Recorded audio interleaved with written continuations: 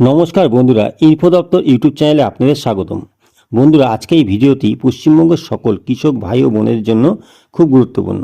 কেননা কৃষক বন্ধু প্রকল্পে সরকার কর্তৃক অর্থাৎ পশ্চিমবঙ্গ সরকার কর্তৃক একটি বড় আপডেট আজ এই ভিডিওতে আমি আলোচনা করব। অবশেষে পশ্চিমবঙ্গ সরকার সরকারি বিজ্ঞপ্তির মাধ্যমে কৃষক বন্ধু প্রকল্পের ডকুমেন্টস ভেরিফিকেশনের কাজ শুরু করছে। এর আগে আমি বিভিন্ন প্রমাণ দিয়ে ভিডিওর মারফত আপনাদের বলেছিলাম কৃষক বন্ধু প্রকল্প বন্ধ হয়ে যায়নি। এই প্রকল্পের ডকুমেন্টস ভেরিফিকেশনের কাজ আবার শুরু হবে। খুব তাড়াতাড়ি সেটি বিজ্ঞপ্তি আকারে প্রকাশ হবে। আর সেই বিজ্ঞপ্তি অবশেষে প্রকাশিত হয়েছে বন্ধুরা। কিছু নিয়মকানুন কৃষক বন্ধু প্রকল্পে যুক্ত করা হয়েছে। অতি দ্রুত 1 মাসের মধ্যে এই ডকুমেন্টস ভেরিফিকেশনের কাজ কৃষি দপ্তরকে করতে বলা হয়েছে। এর জন্য নির্দিষ্ট একটি ফর্মও প্রকাশিত হয়েছে। আসুন আমরা দেখে নিই এই অফিসিয়াল বিজ্ঞপ্তিতে কী বলা হয়েছে এবং জেনে নিই কৃষক বন্ধু প্রকল্পে কি নতুন নিয়মকানুন যুক্ত করা হয়েছে। এই অর্ডার কপিটি প্রত্যেক জেলার যে এগ্রিকালচার ডিপার্টমেন্ট আছে অর্থাৎ জেলায় প্রত্যেক জেলায় সেই জেলাতে এই অর্ডার কপিটি কাল বিকেল অর্থাৎ 3/7/2026 এই তারিখে পাঠানো হয়েছে।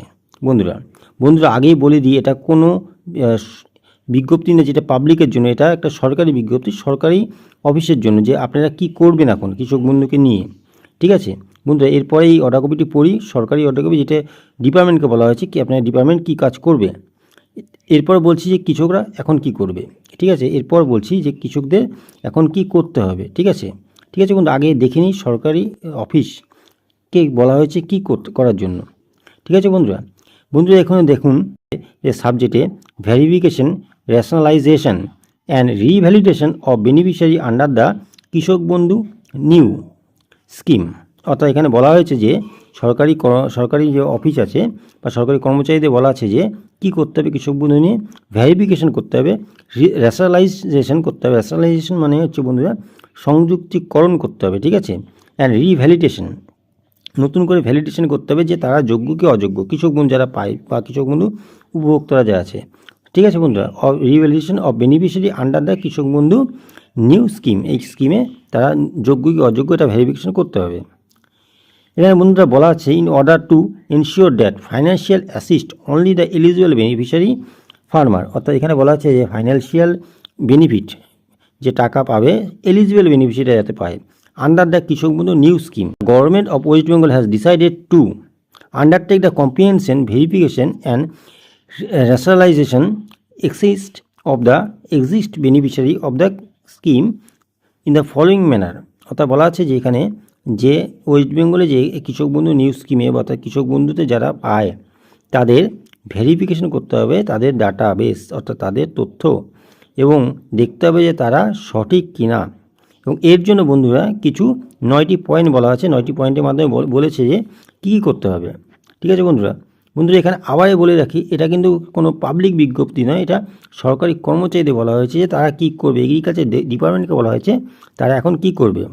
দেখুন বন্ধুরা, এখানে বলা আছে 1 নম্বর পয়েন্টে beneficiary recorded under Krishak Bandhu new shall be matched with PM Kisan database in identify common beneficiary.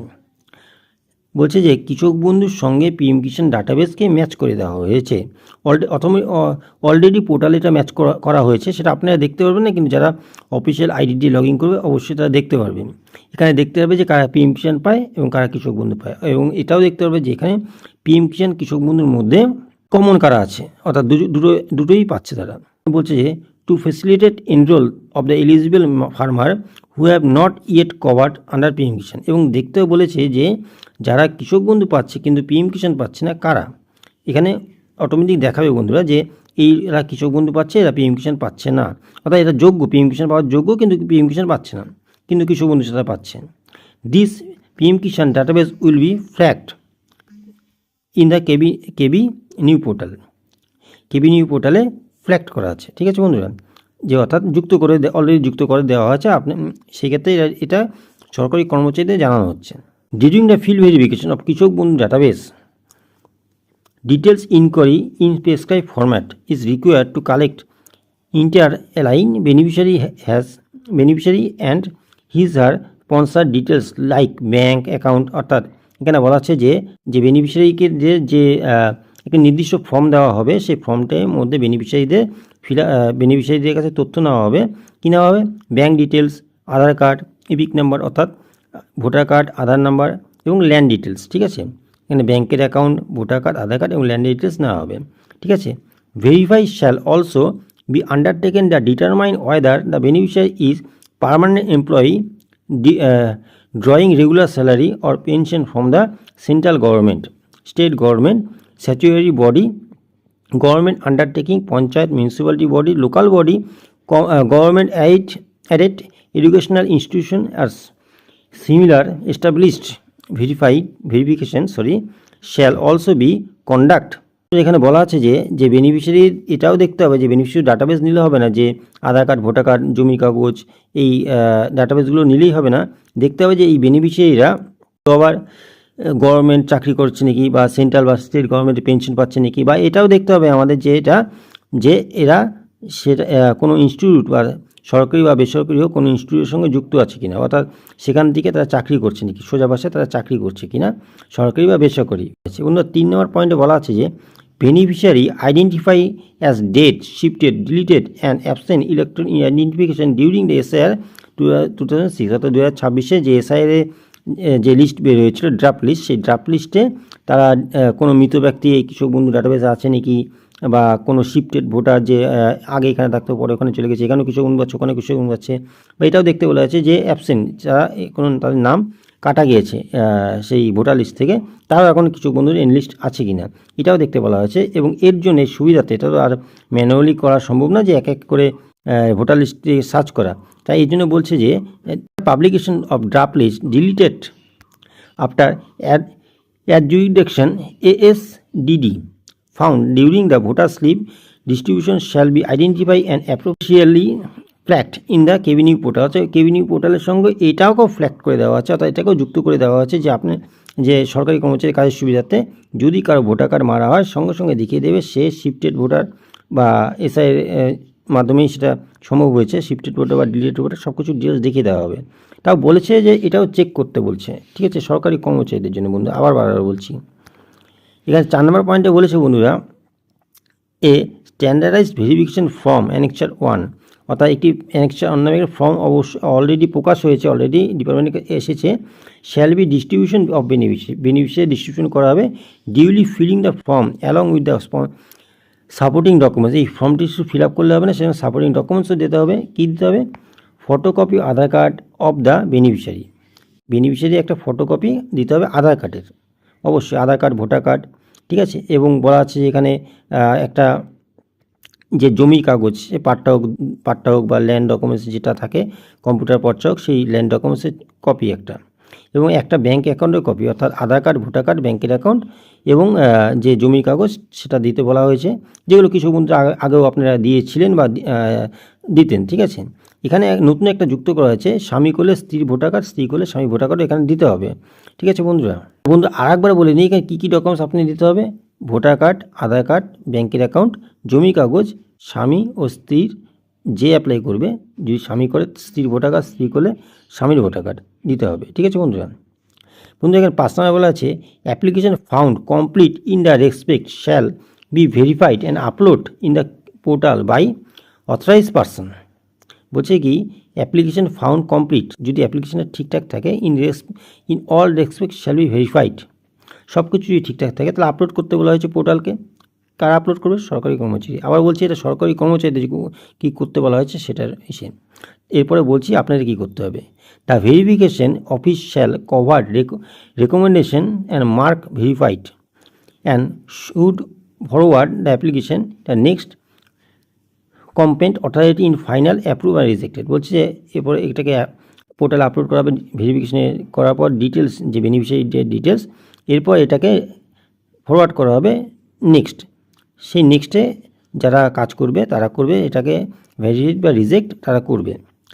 The assistant director of agriculture ADA block and all others extension officer as provide by the block or district administration shall be in the competent authority for final approval or rejection application। অর্থাৎ ডিস্ট্রিক্টের যে ADA আছে বা জেলার যে লোক আছে, যারা আছে, তারা এটা ঠিক করবে যে এটা অ্যাপ্রুভ হবে না রিজেক্ট হবে।